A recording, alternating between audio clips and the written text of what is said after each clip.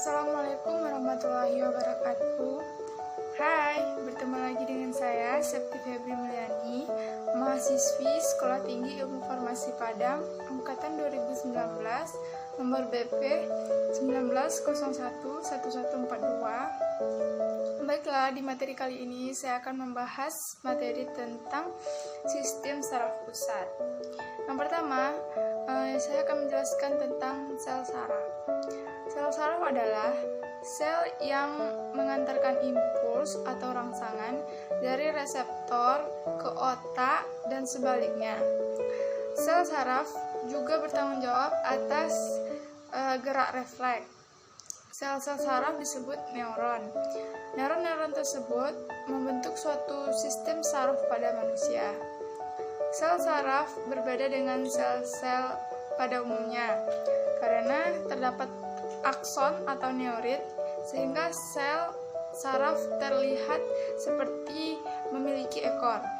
Sel saraf terdiri dari bagian-bagian yang umumnya terdapat pada sel hewan dan beberapa bagian lainnya. Bagian sel saraf yang pertama yaitu dendrit. Dendrit adalah percabangan dari badan sel saraf yang berupa tonjolan sitoplasma yang pendek dan bercabang-cabang. Fungsi dendrit adalah untuk menerima dan mengantarkan rangsangan ke badan sel. Yang kedua adalah badan sel. Badan sel adalah bagian utama dari sel saraf yang mengandung bagian-bagian yang umumnya dimiliki oleh sel hewan. Di dalam badan sel terdapat sitoplasma, nukleus atau inti sel, dan nukleus anak inti sel. Fungsi badan sel adalah untuk menerima impuls atau rangsangan dari dendrit dan meneruskannya ke neurit atau akson. Yang ketiga adalah inti sel. Inti sel atau nukleus adalah inti sel saraf yang berfungsi sebagai pengatur kegiatan sel saraf. Di dalam inti sel juga terdapat kromosom dan DNA yang berfungsi untuk mengatur sifat keturunan dari sel tersebut. Yang keempat yaitu neurit. Neurit adalah serabut sel saraf panjang yang merupakan penjuluran sitoplasma badan sel. Neurit disebut juga dengan akson. Neurit mirip dengan dendrit, namun neurit hanya ada satu dan berukuran lebih besar dan lebih panjang dari dendrit. Di dalam neurit terdapat benang-benang halus yang disebut neofibril. Akson berperan dalam mengantarkan impuls dari badan sel menuju efektor seperti otot dan kelenjar. Walaupun diameter akson hanya beberapa mikrometer, namun panjangnya bisa mencapai 1 hingga 2 meter. Fungsi neurit adalah untuk meneruskan impuls dari badan sel saraf sel ke sel saraf lainnya. Yang kelima yaitu selubung mielin. Selubung mielin adalah selaput pembungkus neurit. Selaput mielin hanya banyak mengandung lemak dan bersegmen-segmen. Lekukan di antara dua segmen disebut nodus Ranvier. Selubung mielin dikelilingi oleh sel safwan. Sel yang memproduksi selubung mielin disebut dengan sel glial atau oligodendrosit. Fungsi selubung mielin adalah untuk melindungi neurit dari kerusakan dan mencegah impuls bocor. Fungsi selubung mielin mirip pembungkus kabel listrik yang bersifat isolator. Yang keenam yaitu sel safwan. Sel safwan adalah sel yang mengelilingi selubung mielin. Sel ini ditemukan oleh Theodor Safwan, seorang ilmuwan dari Jerman. Sel safwan bekerja dengan menghasilkan lemak dan membungkus neurit berkali-kali sampai terbentuk selubung mielin. Fungsi sel safwan adalah untuk mempercepat jalannya impuls atau rangsangan, membantu menyediakan makanan untuk neurit, dan membantu regenerasi neurit. Yang ketujuh yaitu nodus Ranvier. Ramphire. Nodus Ramphire adalah bagian pada neurit yang tidak terbungkus selubung myelin. Selubung myelin berfungsi sebagai pelindung akson dan membungkusnya, namun selubung ini tidak membungkus secara keseluruhan, dan yang tidak terbungkus merupakan nodus Ramphire.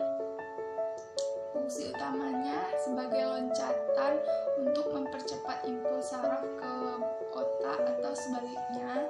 Nodus Ramphire berdiameter sekitar 1 mikrometer dan ditemukan oleh Louis Anthony Ramphire.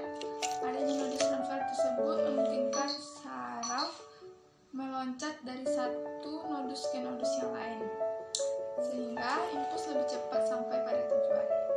Jika nodus Ramphire diselubungi oleh selubung myelin, maka impuls saraf tidak bisa meloncat ke nodus Ramphire, akhirnya tidak terjadi respon apapun.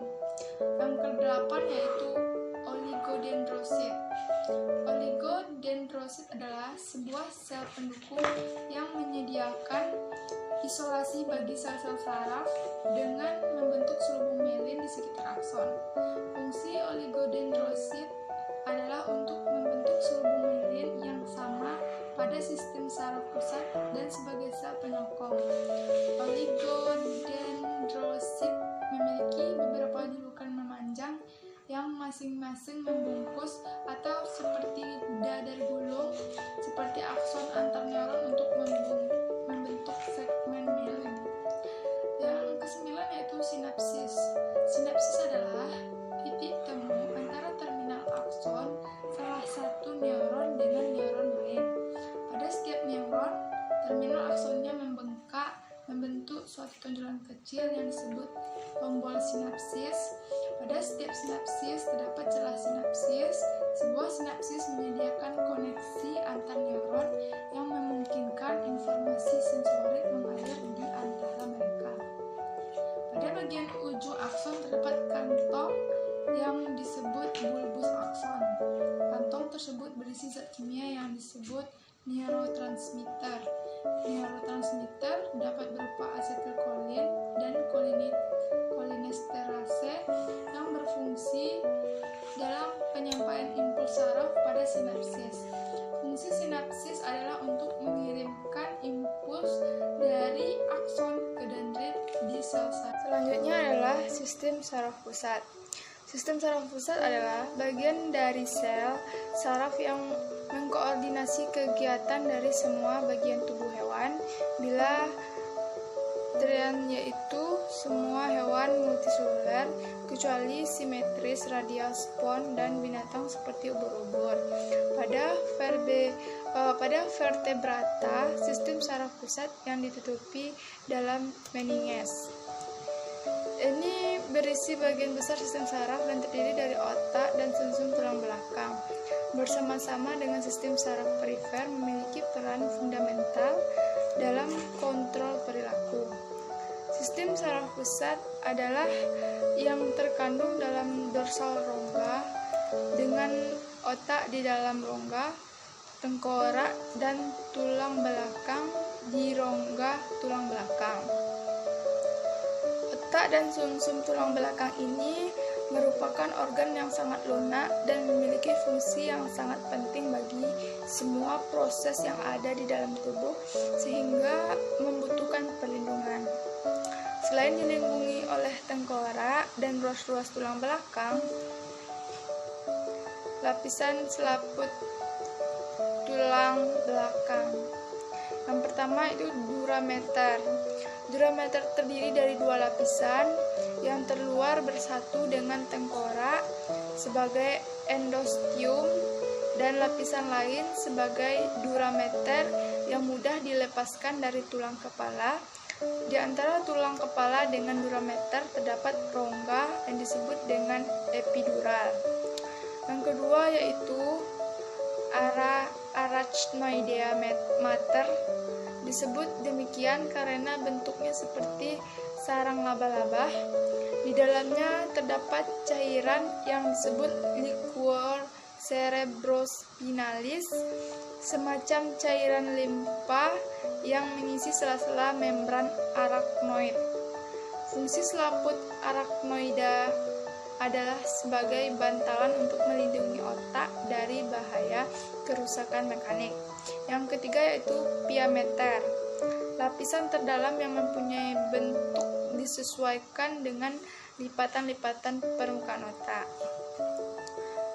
Pada otak dan sumsum tulang belakang terdapat dua substansi, yaitu substansi grisea dan substansi alba.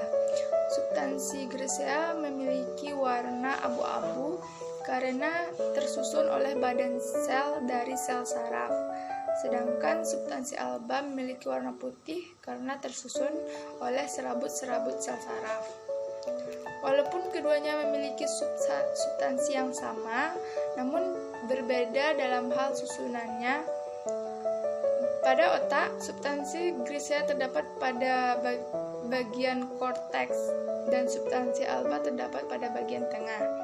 Sedangkan pada sumsum tulang belakang, substansi grisea terdapat pada bagian tengah yang membentuk seperti kupu-kupu dan substansi alba terdapat pada bagian korteks. Selanjutnya itu saraf otak. Otak merupakan organ yang sangat penting dan memiliki fungsi-fungsi yang kompleks, seperti kecerdasan, kesadaran, ingatan, dan lain-lain sebagainya. Besar otak kurang lebih 2 genggaman tangan dengan berat kurang lebih 1.500 gram. Selanjutnya bagian saraf otak. Yang pertama cerebrum, otak besar. Cerebrum merupakan bagian yang sangat penting dari otak, yang terdiri dari dua hemisfer. Otak besar memiliki berat 83% dari total berat otak. Cerebrum terdiri dari beberapa bagian, yaitu cerebral cortex, medullary body, dan basal ganglia. Terus kita akan cerebral cortex adalah bagian dari cerebrum yang berwarna abu-abu atau substansi grisea, karena pada bagian ini banyak terdapat badan sel saraf.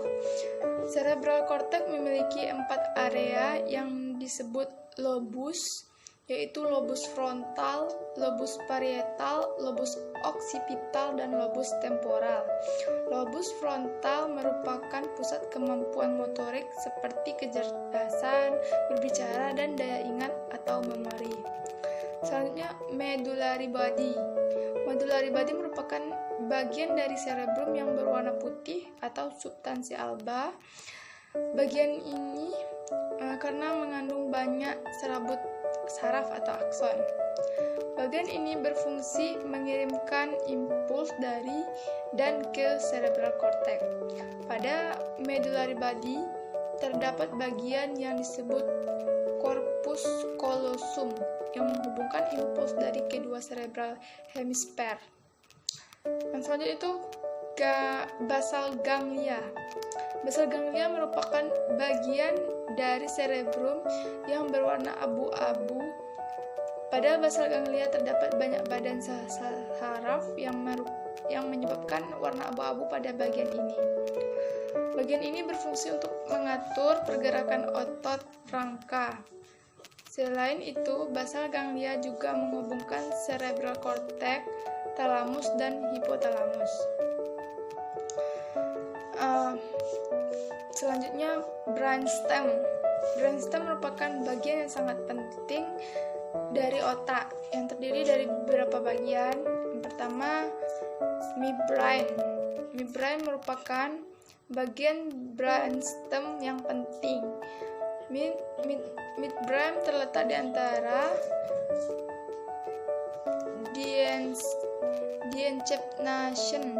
diencephalon dan pons. Membran midbrain merupakan tempat untuk relay impuls dari cerebral cortex ke pons dan spinal. Selanjutnya pons. Pons berbentuk seperti tonjolan dan terletak di antara membran dan medula oblongata. Pons berfungsi sebagai jembatan yang menghubungkan antara brainstem dan cerebellum. Pons ini merupakan pengontrol proses pernafasan. Selanjutnya itu modula oblongata. Modula oblongata merupakan bagian dari brainstem yang berbentuk kerucut dan mengandung banyak serabut saraf. Bagian ini merupakan pusat pengaturan efek detak jantung, tekanan darah, pernapasan, menelan, dan muntah. Bagian sel saraf selanjutnya yaitu diencephalon. Diencephalon membentuk pusat inti dari otak depan yang dikelilingi oleh belahan otak. Diencephalon terdiri dari talamus dan hipotalamus. Talamus berbentuk seperti telur dan merupakan struktur yang berpasangan. Sebesar 80% dari diencephalon adalah talamus. Talamus berfungsi sebagai relay bagi semua sensori pada cerebral cortex. Selain itu, talamus juga berperan dalam menginterpretasikan impuls sensorik. Selanjutnya itu hipotalamus. Hipotalamus merupakan bagian bawah dari diencephalon. Bagian ini sangat penting dalam pengaturan fungsi otonom. Bersama dengan sistem limbik, hipotalamus berperan dalam pengaturan emosi. Hipotalamus juga mampu mensekresikan regulatori hormon. Hipotalamus juga mengendalikan rasa lapar, haus, tidur, bangun, dan ritme biologis lainnya. Selanjutnya itu epitalamus. Epitalamus merupakan bagian terkecil dari posterior dan superior talamus. Pada epitalamus terdapat pineal gland dan merupakan bagian dari kelenjar endokrin. Kelenjar ini mensekresikan melatonin untuk mempersiapkan diri pada siklus tidur dan bangun. Selanjutnya itu bagian cerebellum. Cerebellum biasa disebut otak kecil. Bagian ini terletak di bagian belakang kepala dan dekat dengan bagian leher ujung atas. Namun, dengan bentuk yang kecil, jika dibandingkan dengan otak besar, cerebellum memiliki fungsi yang sangat penting. Cerebellum berfungsi untuk kontrol kontraksi otot, postur, dan keseimbangan. Selanjutnya kita masuk ke sumsum tulang belakang atau spinal cord. Sumsum tulang belakang merupakan kelanjutan dari medula oblongata. Bagian ini terus berlanjut ke belakang sampai tulang belakang. Panjang sumsum tulang belakang sekitar 42 cm sampai 43 cm. Sumsum tulang belakang dilindungi oleh rongga tulang belakang dan dilapisi oleh meninges. Terdapat 31 pasang saraf spinal cord yang terbagi atas 8 di cervix, 12 di thoracic, 5 di lumbar, 5 di sacral, dan 1 di coccygeal. Selanjutnya kita masuk ke sistem limbik. Sistem limbik terletak di otak tengah, yaitu pada cerebral cortex, talamus, dan hipotalamus. Komponen limbik antara lain hipotalamus, talamus, amigdala, hipokampus, dan korteks limbik. Sistem limbik berfungsi menghasilkan perasaan, mengatur produksi hormon, memelihara homeostasis, rasa haus, rasa lapar, dorongan seks, pusat rasa senang, metabolisme, dan juga memori jangka panjang. Sistem limbik menyimpan banyak informasi yang tidak tersentuh oleh indera. Sistem inilah yang lazim disebut sebagai otak emosi atau tempat bersemayamnya rasa cinta dan kejujuran. Carl Gustav Jung menyebutkan sebagai alam bawah sadar atau ketidaksadaran kolektif yang diwujudkan dalam perilaku baik seperti menolong, berperilaku tulus lainnya. Leduc mengistilahkan sistem limbik ini sebagai tempat duduk bagi semua nafsu manusia, tempat bermuaranya cinta, penghargaan, dan kejujuran. Selanjutnya yaitu sistem saraf tepi. Sistem saraf tepi merupakan kumpulan saraf yang merupakan lanjutan dari otak dan spinal cord. Sel-sel saraf ini membawa impuls dari dan ke sel saraf pusat. Berdasarkan impuls saraf yang dibawa sistem saraf tepi dibagi menjadi sistem saraf eferen atau membawa impuls ke saraf pusat dan eferen yang membawa impuls ke efektor. Sedangkan berdasarkan asalnya, sistem saraf tepi dibagi menjadi saraf sumsum tulang belakang atau spinal dan saraf otak kranial. Yaitu saraf sumsum tulang belakang atau spinal. Sistem saraf sumsum spinal merupakan sistem saraf yang berpusat pada medula spinali atau sumsum tulang belakang yang berjumlah 31 pasang saraf yang terbagi sepanjang medula spinalis. Beberapa urat saraf bersatu membentuk jaringan urat saraf yang disebut plexus.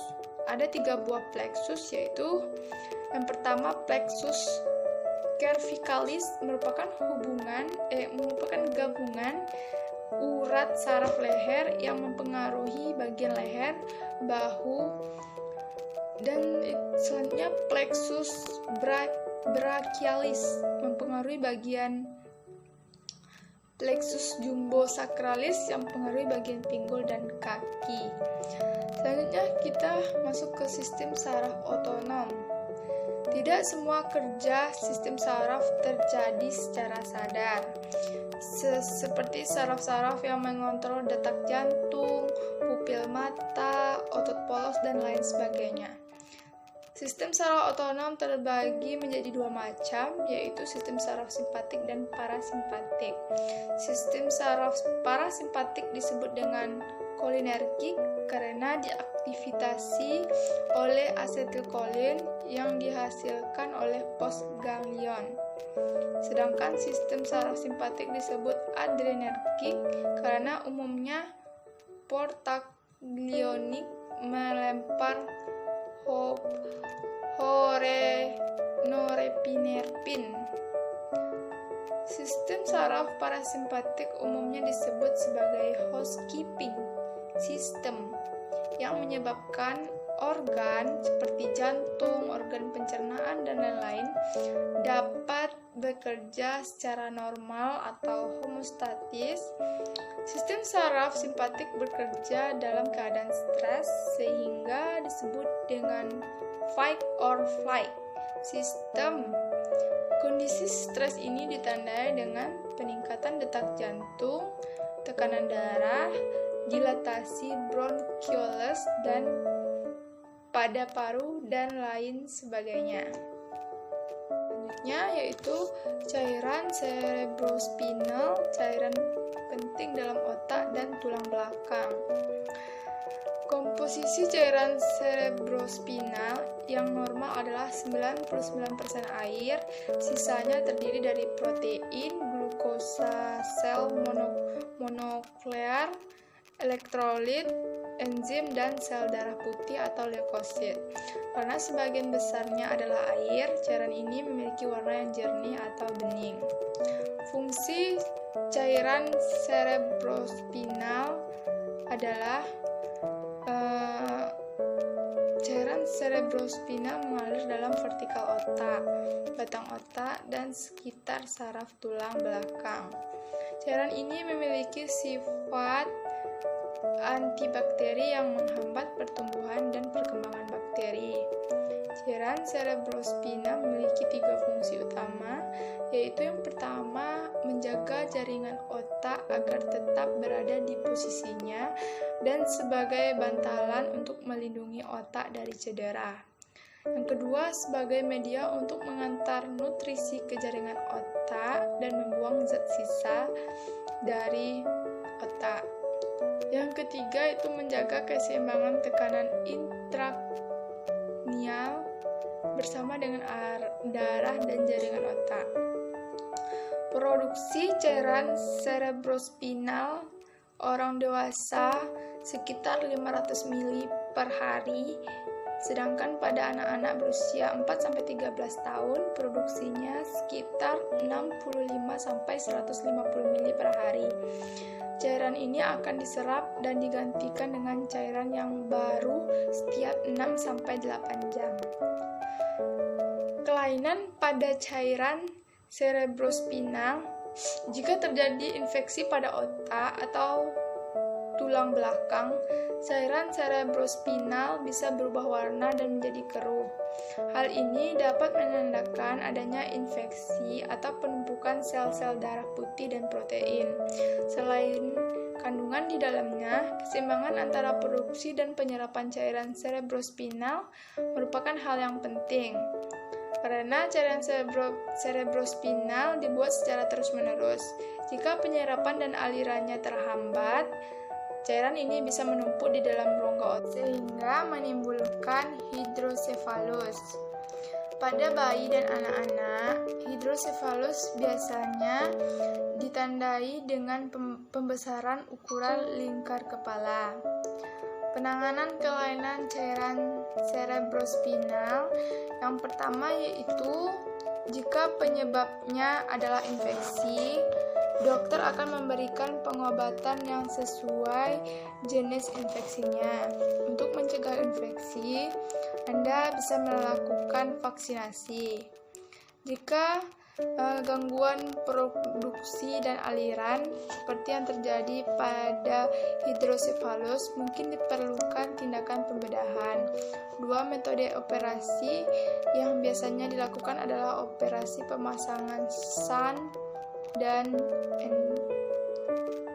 endoscopic tears ventriculotomy atau EVT. Cairan cerebrospinal memiliki fungsi yang sangat penting bagi kerja otak.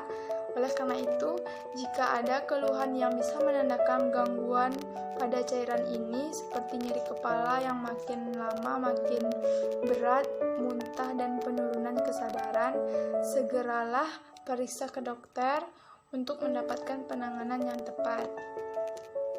Baiklah, sampai di sini materi yang dapat saya sampaikan. Saya sadari banyak kesalahan. Saya mohon maaf. Semoga bermanfaat dan terima kasih. Assalamualaikum warahmatullahi wabarakatuh.